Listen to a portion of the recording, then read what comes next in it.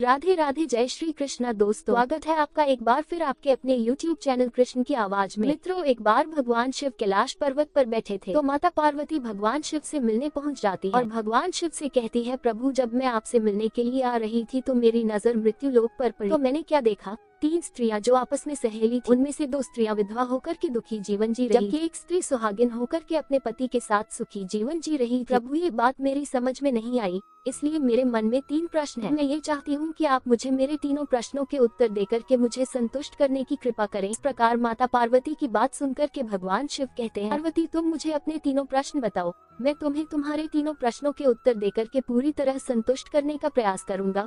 फिर माता पार्वती कहती है, प्रभु मेरा पहला प्रश्न है, कौन सी स्त्री समय से पहले विधवा हो जाती है? मेरा दूसरा प्रश्न है, कौन सी स्त्री को कभी सुख नहीं मिलता? और तीसरा प्रश्न है, कौन सी ऐसी चीज है जो एक पत्नी अपने पति को मांगने से भी नहीं देती? इस प्रकार माता पार्वती की बात सुनकर के भगवान शिव कहते हैं, पार्वती तुम जिन स्त्रियों की बात कर रही हो उनमें से 2 स्त्रियां विधवा होकर के अपना दुखी जीवन जी रही हैं और वहीं पर एक स्त्री सुहागिन होकर के अपने पति के साथ सुखी जीवन जी रही। तुम जानना चाहती हो कि आखिरकार ऐसा क्यों है, तो मैं तुम्हें एक छोटी सी कहानी सुनाता हूँ। इस कहानी को बहुत ही ध्यान से सुनना, क्योंकि आधी अधूरी कहानी सुनने वालों को आधा अधूरा ही ज्ञान प्राप्त होता है जो जीवन में कभी काम नहीं आता है, क्योंकि तुम्हारे तीनों प्रश्नों के उत्तर इस छोटी सी कहानी में समाये हुए हैं। इस कहानी को यदि तुमने ध्यान से सुना तो तुम्हारे तीनों प्रश्नों के उत्तर तुम्हें अवश्य मिलेंगे और तुम्हें संतुष्टि प्राप्त होगी। माता पार्वती कहती है, प्रभु मैं आपकी बात से सहमत हूँ, आप कहानी शुरू करो, मैं कहानी को पूरे मन से सुनूंगी और जब तक आप कहानी सुनाएंगे तब तक मेरा मन किसी दूसरे स्थान पर नहीं जाएगा। भगवान शिव कहते हैं, पार्वती सबसे पहले मैं तुम्हें उस स्त्री की कहानी सुनाता हूँ जो सुहागन बना करके सुखी जीवन जी रही है। देखो, जिस सुहागन स्त्री की तुम बात कर रही हो वह सुहागन स्त्री एक राजा के नौकर की पत्नी है और जिस नौकर की वह पत्नी है, नौकर को अपनी पत्नी पर पूरा विश्वास और भरोसा है कि वह पतिव्रता है, जिसकी महिमा वह अपने साथियों में बार बार करता है। देखो, एक दिन की बात है, उस राजा के नौकर ने अपनी पत्नी की प्रशंसा इतनी की कि बात धीरे धीरे फैलते हुए राज दरबार तक पहुंच गई। फिर राजा ने अपने नौकर को बुलाया और उस नौकर से कहा कि तुम हर किसी से अपनी पत्नी की प्रशंसा करते रहते हो कि तुम्हारी पत्नी पतिव्रता है, क्या वास्तव में तुम्हारी पत्नी पतिव्रता है? क्या तुम्हें पूर्ण विश्वास है? भगवान शिव कहते हैं, पार्वती इस प्रकार राजा की बात सुनकर कि नौकर कहने लगा, महाराज मुझे पूरा विश्वास है कि मेरी पत्नी पूरी तरह पतिव्रता है। इस समय पर राजा का महामंत्री कहने लगता है, यदि मैं तेरी पत्नी का पतिव्रत धर्म खंडित कर दूं, तुझे क्या सजा मिलनी चाहिए? तो नौकर ने कहा, यदि तुम मेरी पत्नी का पतिव्रत धर्म खंडित कर देते हो महाराज मुझे फांसी लगा देना। अब वो राजा का नौकर भी मंत्री से कहता है, महाराजा यह मेरी पत्नी का पतिव्रत धर्म खंडित नहीं कर पाए तो को सजा क्या मिलनी चाहिए? तो राजा ने कहा, मंत्री को भी फांसी की सजा दी जाएगी। भगवान शिव कहते हैं, पार्वती इस प्रकार मंत्री ने स्वीकार कर लिया और नौकर से पूछा कि क्या वस्तु लाऊं जिससे तू माने कि मैं तेरी पत्नी का धर्म खंडित करने में सफल हुआ? नौकर ने कहा, मंत्री यदि तुम मेरे घर जाकर के मेरे विवाह के समय मुझे एक पटका मिला था और एक कटार मिली थी जो दूल्हे को देते हैं, मेरी पत्नी ने बहुत ही संभाल के रखी है, सुहाग की निशानी मानी जाती है। यदि पटका और कतार लाकर तू मुझे दिखा दे, मान जाऊंगा कि मेरी पत्नी का धर्म तूने पूरी तरह नष्ट कर दिया। भगवान शिव करते हैं, पार्वती शर्त स्वीकार हो जाने के बाद में वह मंत्री शहर में जाता है और एक दूती से जाकर मिलता है। वो दूती एक दूसरे से भिड़ाने का काम करती थी और जो काम कोई नहीं करता था उस काम करने में वह सक्षम थी। फिर इस प्रकार उस मंत्री ने उस दूती को अपने स्वार्थ के लिए बुलाया और दूती से कहा, देखो इस नाम का एक व्यक्ति है, उससे मेरी शर्त लगी है। और फिर उसने उस शर्त के बारे में उस दूती को सारा कुछ बता दिया। फिर वो उस दूती से कहने लगा कि तू कैसे भी करके उस स्त्री से मेरा संपर्क करवा दे, तुझे जितना धन चाहिए मैं उतना धन दूंगा। भगवान शिव कहते हैं, पार्वती इस प्रकार मंत्री की बात सुनकर के दूती कहने लगी, भाई तू उस औरत के बारे में बात मत कर, वह औरत पूरी तरह से पतिव्रता है, वह तेरी ओर देखेगी भी नहीं, तेरी शक्ल भी नहीं दिखेगी और उसके परिवार वाले भी खूंखार हैं, तेरी खाल उतार लेंगे। तो मंत्री कहने लगा, ठीक है, यदि तू मेरा उससे संपर्क नहीं करवा सकती है तो एक काम कर दे, उसके घर जाकर के पटका और कतार चुरा कर ला दे और उसकी पत्नी के गुप्तान के पास में यदि कोई चिन्ह हो तो वो चिन्ह भी मुझे देख करके बता दे, फिर मैं तुझे मुंह मांगा इनाम दूंगा। भगवान शिव कहते हैं, पार्वती यह बात दूती की समझ में आ गई। उसने कहा, ठीक है, मैं तुम्हारा काम अवश्य करूंगी। नौकर शहर में रहता था। दूती नौकर के घर जाती है और उसकी पत्नी से जाकर बोलती है, बेटी मैं तेरे पति की बुआ हूँ, मैं कई वर्षों के बाद आई हूँ। तो उस स्त्री ने कहा, आओ बुआ जी, मैंने आपको पहले कभी देखा नहीं इसलिए पहचान नहीं पाए। और इस प्रकार उस दूती को उस नौकर की पतिव्रता स्त्री ने बहुत बड़ा सम्मान दिया, मगर उसे क्या मालूम था कि यह उसके साथ में छल करने आई है।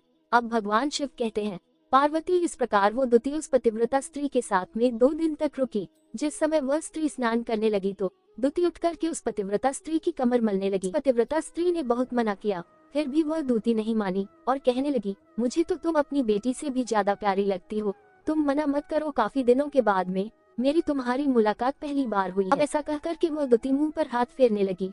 फिर आंखों को धोने के बहाने से उस द्युति ने उस पतिव्रता स्त्री की आंखों में पानी मार दिया और उस स्त्री की आंखें बंद हो गई। इस प्रकार गुप्तान के पास जान पर उस स्त्री की एक तिल था। उस द्युति ने देख लिया, बस उसका काम बन गया। उधर स्नान करने के बाद जब वो पतिव्रता स्त्री रसोई में खाना बनाने गई, द्युति को मौका मिल गया और उसने पटका और कटार उस नौकर के घर से चुरा लिए और वहाँ से चुपके से भाग गई और जाकर के द्युति ने वह पटका और कटार मंत्री को दे दिए। पतिव्रता स्त्री के जान पर तिल के निशान भी बता दिए।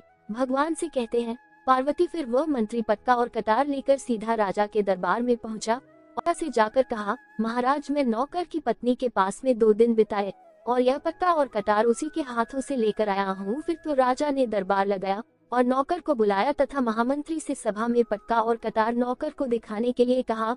फिर राजा की आज्ञा पाकर मंत्री ने उस नौकर को पटका और कटार दिखाए और उसकी पत्नी की जान पर तिल भी बताया। तो नौकर मान गया कि वास्तव में आज मेरी पत्नी ने अपना पतिव्रत धर्म पूरी तरह से भंग करवा लिया। भगवान शिव कहते हैं, पार्वती फिर तो राजा ने फांसी का दिन 15 दिन के बाद रख दिया और कहा नौकर को 15 दिन के बाद फांसी पर चढ़ाया जाएगा। और इस प्रकार नौकर से उसकी अंतिम इच्छा पूछी तो नौकर ने कहा, मैं अपनी पत्नी से अंतिम बार मिलना चाहता हूँ। भगवान से कहते हैं, पार्वती इस प्रकार राजा ने उस नौकर को आज्ञा दे दी कि ठीक है, तुम अपनी पत्नी से मिल सकते हो। फिर नौकर अपने घर गया और अपनी पत्नी से कहा कि तुमने मेरे साथ में बहुत बड़ा धोखा किया। मैंने तुम्हारे विश्वास पर मंत्री से ऐसी शर्त लगाई थी कि राजा के दरबार में राजा के सामने मैंने कहा था कि मेरी पत्नी का पतिव्रत धर्म कोई नष्ट कर दे तो मुझे फांसी लगा देना। अब मुझे 15 दिन के बाद फांसी लगा दी जाएगी। मेरे साथ विश्वासघात करके तुमने ठीक नहीं किया। भगवान शिव कहते हैं, पार्वती उस पतिव्रता स्त्री ने अपने नौकर पति को सारी बात बताई, मगर उसे विश्वास नहीं हुआ और पुनः वो राजा के दरबार में पहुंच गया। फिर उसे कैद में डलवा दिया गया। अब उधर नौकर की पतिव्रता पत्नी ने परमात्मा को याद किया और राजा के दरबार में गई और राजा से नाच दिखाने की आज्ञा मांगी।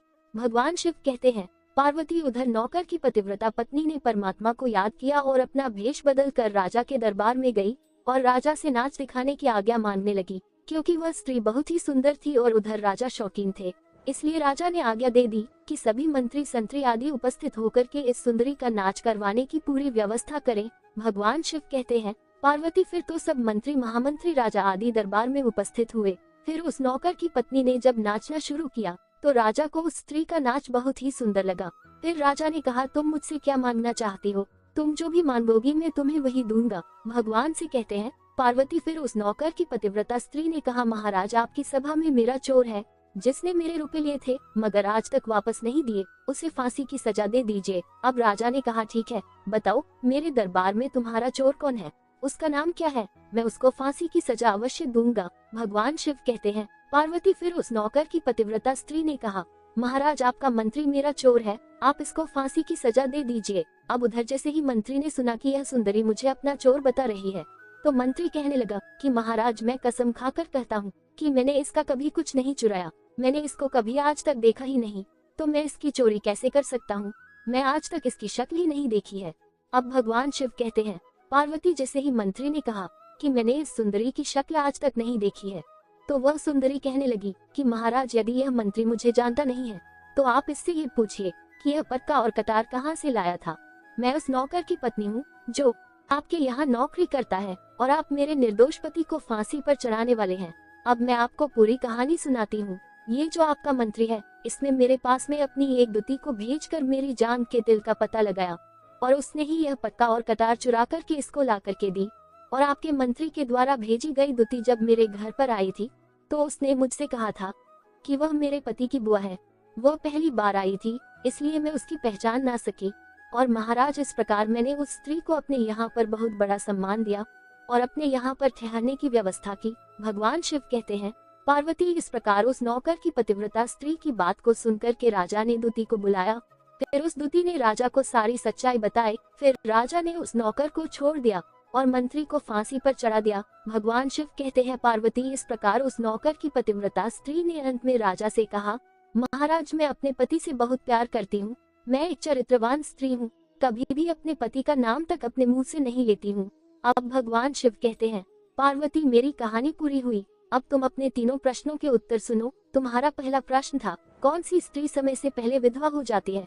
तो जो स्त्रियां अपने पति का नाम लेती हैं, वह समय से पहले ही विधवा हो जाती हैं, क्योंकि पति का नाम लेने से पति की उम्र कम हो जाती है और समय से पहले ही उनके पति की मृत्यु हो जाती है। ऐसी स्त्री जो अपने पति का नाम लेती है, वह समय से पहले ही विधवा होकर के एक दुखी जीवन जीती है। बस यही राज की बात है कि तुम जिन 3 सहेलियों की बातें कर रही थी, उनमें से 2 विधवा थी और एक ही नौकर की पत्नी थी जो पतिव्रता स्त्री थी। ये पतिव्रता स्त्री कभी भी अपने पति का नाम अपने मुंह से नहीं लेती थी। उधर वह 2 स्त्रियां जो विधवा होकर के दुखी जीवन जी रही हैं, वह हमेशा अपने पति का नाम लेकर के ही बुलाती थी, जिसकी वजह से उनके पति की उम्र कम हुई और फिर वह दोनों स्त्रियां समय से पहले ही विधवा हो गई और आज वह दुखी जीवन जी रही हैं।